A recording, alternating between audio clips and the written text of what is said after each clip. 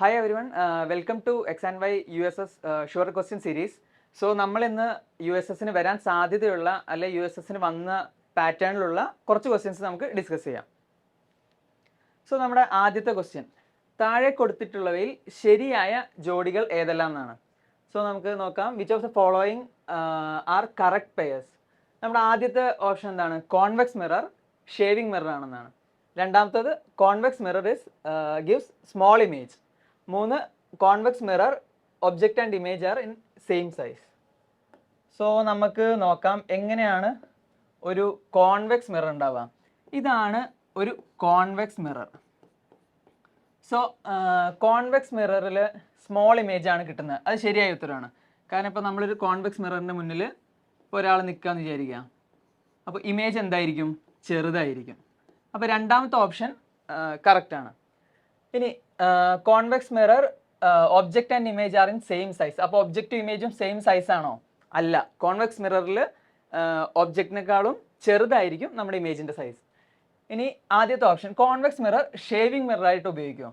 നമ്മൾ ഷേവിംഗ് മിററായിട്ട് ഉപയോഗിക്കുന്നത് എന്തിനാണ്? നമുക്ക് വലുതായിട്ട് കാണാനാണ്. അപ്പോൾ കോൺവെക്സ് മിറർ നമ്മൾ എന്തായിട്ട് ഉപയോഗിക്കുന്നില്ല?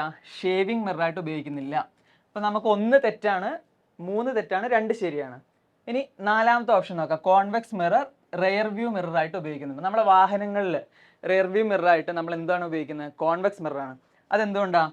ഇപ്പം നമ്മൾ വാഹനത്തിൽ നമ്മുടെ കോൺവെക്സ് മിററിലേക്ക് നോക്കുമ്പോൾ നമുക്ക് റോഡിൽ ബാക്കിയുള്ള വാഹനങ്ങൾ മുഴുവൻ കാണാൻ പറ്റും. അതായത് കോൺവെക്സ് മിററിൽ നമ്മൾ നോക്കുമ്പോൾ നമുക്ക് പിന്നിലുള്ള എല്ലാ വാഹനങ്ങളും നമുക്ക് ചെറുതായിട്ട്, ചെറിയ ഇമേജ് ആയിട്ട് ഒരു വൈഡ് വ്യൂവിൽ കാണാൻ പറ്റും. അപ്പോൾ നമ്മൾ അഞ്ചാമത്തെ ഓപ്ഷൻ എന്തായിരിക്കും? ശരിയായിരിക്കും, convex mirror wide view of the image.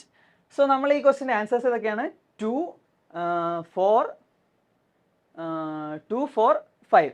Okay, അപ്പോൾ ഏതാണ് ഓപ്ഷൻ? Option A.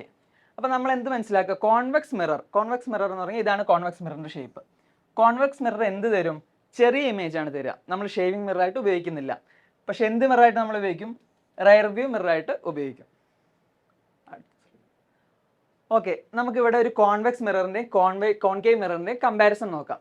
ആദ്യത്തേത് കോൺകേവ് മിറർ. എങ്ങനെയാണ് ഒരു കോൺകേവ് മിറർ ഉണ്ടാവുക? ഒരു കേവ് പോലെ ഉള്ളിലോട്ട് ഇൻവേർട്ട് കർവുള്ള ഒരു മിററാണ് എന്ത്? Concave mirror. അതുപോലെ നമ്മുടെ കോൺവെക്സ് മിറർ എന്തായിരിക്കും? ഔട്ട്വേർഡ് കർവുള്ള ഒരു മിററായിരിക്കും കോൺവെക്സ് മിറർ. സോ കോൺവെക്സ് മിററിൽ നമ്മൾ പറഞ്ഞു, ഒരു ഒബ്ജക്റ്റ് വെച്ചാൽ നമുക്ക് എന്ത് ഇമേജാണ് കിട്ടുക? ചെറിയ ഇമേജാണ് കിട്ടുക. അപ്പോൾ നമ്മളിത് എന്തിനുപയോഗിക്കും? റെയർ വ്യൂ മിററായിട്ട് ഉപയോഗിക്കും. ഇപ്പോൾ ഈ സിഗ്നലിൽ വെച്ച ഈ മിറർ നമുക്ക് കാണാനല്ലേ, നമ്മളെ ഈ വാഹനങ്ങളും ഈ റോഡും ഒക്കെ നമുക്ക് എന്തായിട്ട് കാണാൻ പറ്റും? ചെറുതായിട്ട് കാണാൻ പറ്റും. പക്ഷെ അതുപോലെ കോൺകേവ് മിററിൽ എന്താ നമുക്ക് സംഭവിക്കുക? കോൺകേവ് മിററിൻ്റെ അടുത്ത് നമ്മളൊരു ഒബ്ജക്റ്റ് വെച്ചാൽ നമുക്ക് എന്തായിട്ട് കാണാം? വലുതായിട്ട് കാണാം. ഇപ്പോൾ ഈ ചിത്രത്തിലേക്ക് നോക്കാം. ഈ ചിത്രത്തിൽ ഒരു കൈ നമുക്ക് ഈ കോൺകേവ് മിററിൻ്റെ തൊട്ടടുത്ത് നിൽക്കുന്നതായിട്ട് കാണാം. അപ്പോൾ ഈ കൈയുടെ ഇമേജ് നോക്കൂ, വളരെ വലുതാണ്. അതായത് കോൺകേവ് മിറർ വലിയ ഇമേജ് തരും, കോൺവെക്സ് മിറർ ചെറിയ ഇമേജ് തരും. ഇനി നമുക്ക് അടുത്ത ക്വസ്റ്റ്യനിലേക്ക് പോവാം. So the picture indicates that an image of an object is seen in a plane mirror. അതായത് ഒരു പ്ലെയിൻ മിററിൽ ഒരു ഒബ്ജക്റ്റ് വെച്ചിട്ടുണ്ട്.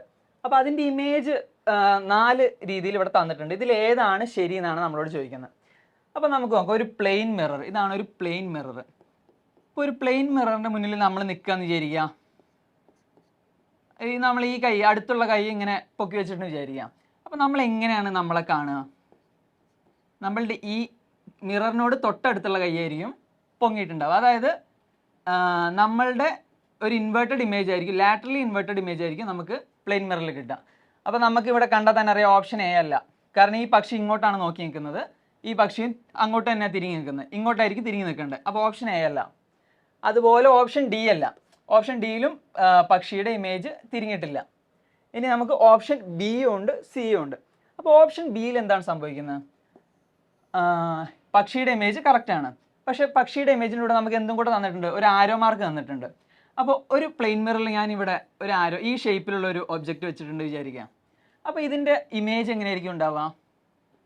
നേരെ തിരിഞ്ഞ്, അതായത് ഈ ഡയറക്ഷനിലായിരിക്കും ഉണ്ടാവുക. അപ്പോൾ നമുക്ക് ഓപ്ഷൻ സി തെറ്റാന്ന് പറയാം. അപ്പോൾ നമ്മൾ ആൻസർ എന്താണ്?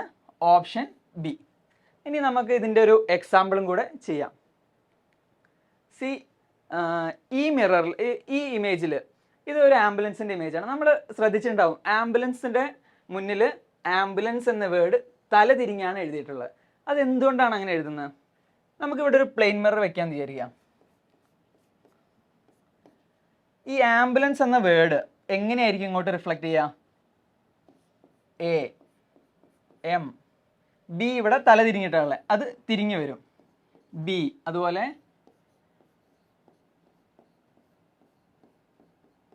അതായത് നമ്മൾ മുന്നിൽ പോകുന്ന വാഹനങ്ങൾ നമ്മളെ മിററിൽ, റെയർ വ്യൂ മിററിൽ, അത് കോൺവെക്സ് മിററാണ്, ഇനി പ്ലെയിൻ മിററും ആയിക്കോട്ടെ, നമ്മൾ മിററിൽ നോക്കുമ്പോൾ നമുക്ക് ഈ വേർഡ് തല തിരിഞ്ഞ് കാണാൻ പറ്റും. അതായത് നമുക്കിത് കറക്റ്റായിട്ട് വായിക്കാൻ പറ്റും. ഓക്കെ,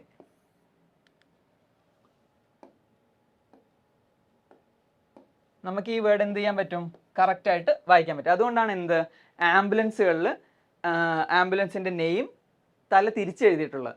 ഇതുപോലെ നമുക്ക് സ്ഥിരമായിട്ട് വരുന്ന ചോദ്യങ്ങളാണ്. ഒരു പ്ലെയിൻ മിററിൻ്റെ മുന്നിൽ ഒരു വേർഡ്, ഒരു ലെറ്റർ പി എന്ന് പറഞ്ഞ ലെറ്റർ വെച്ചാൽ അതെങ്ങനെയാണ് അതിൻ്റെ ഇമേജ് വരിക? നേരെ തിരിഞ്ഞു വരും. അതായത് ഇതുപോലെ. ഓക്കെ, ഇതാണ് റിഫ്ലക്ഷൻ്റെ ബേസിക്സ്. ഇനി അടുത്ത ക്വസ്റ്റ്യനിലേക്ക് പോവാം. സോ എന്താണ് അടുത്ത question? The reflected angle of a light from a plane mirror is 30 degree. അതായത് ഒരു പ്ലെയിൻ മിററിൽ ഒരു ലൈറ്റ് വന്ന് പതിക്കുന്നു. ഒരു പ്ലെയിൻ മിററിൽ ഒരു ലൈറ്റ് വന്ന് പതിക്കുന്നു. സോ അതിൻ്റെ റിഫ്ലക്റ്റഡ് ആംഗിൾ, ഇത് റിഫ്ലക്റ്റ് ചെയ്ത് പോകുന്നു. ഇവിടെ നമുക്ക് നോർമൽ ലൈൻ ഉണ്ട്. അതിൻ്റെ റിഫ്ലക്റ്റഡ് ആംഗിൾ എന്താണെന്ന് നമുക്ക് തന്നിട്ടുള്ളത്? 30 ആണെന്ന് തന്നിട്ടുണ്ട്. അതായത് ഈ ആംഗിൾ 30 ഡിഗ്രിയാണ് തന്നിട്ടുണ്ട്. ഇനി നമ്മളോട് എന്താ ചെയ്യുന്നത്? Incident angle of the same ray of light, അതായത് ഈ വന്ന റേയുടെ ഇൻസിഡൻറ്റ് ആംഗിൾ ഐ എത്രയാണെന്നാണ്. ഇനി നമുക്ക് ഇതിൻ്റെ കോൺസെപ്റ്റ് ഡിസ്കസ് ചെയ്തിട്ട് നമുക്ക് ഈ ക്വസ്റ്റ്യനിലേക്ക് തിരിച്ചു വരാം. So incident and reflected ray, അതായത് പതന കോണും പ്രതിപതന കോണും. ഒരു പ്ലെയിൻ മിറർ M1 എന്ന് പറഞ്ഞ പ്ലെയിൻ മിററിൽ O എന്ന് പറഞ്ഞ പോയിന്റിൽ ഒരു റേ വന്ന് പതിക്കുകയാണ്.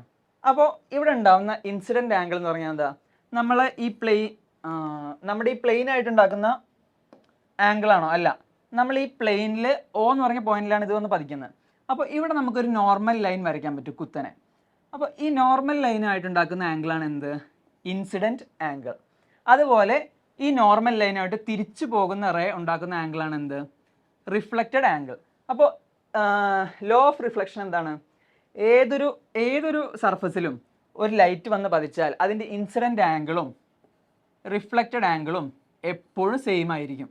ഇനി ഇതൊരു പ്ലെയിൻ മിറർ അല്ല, ഒരു ഇതുപോലെ വളഞ്ഞൊരു സർഫസാണെന്ന് വിചാരിക്കാം. ഇപ്പോൾ ഇവിടെ വന്നൊരു റേ പതിച്ചാൽ അത് തിരിച്ചു പോകുമ്പോൾ ഇവിടെ ഇൻസിഡൻറ്റ് ആംഗിളും റിഫ്ലക്റ്റഡ് ആംഗിളും സെയിം ആയിരിക്കും. അപ്പോൾ നമുക്ക് മുന്നത്തെ ക്വസ്റ്റ്യനിലേക്ക് പോകാം. ഈ ക്വസ്റ്റ്യനിൽ നമ്മുടെ റേ എത്രയാണ്? റിഫ്ലക്റ്റഡ് ആംഗിൾ 30 ഡിഗ്രിയാണ്. അപ്പോൾ ഇൻസിഡൻറ്റ് ആംഗിൾ എന്തായിരിക്കും? 30 ഡിഗ്രി ആയിരിക്കും. അപ്പോൾ ഇതാണ് നമ്മുടെ ബേസിക് ആയിട്ടുള്ള 2-3 ക്വസ്റ്റ്യൻസ്.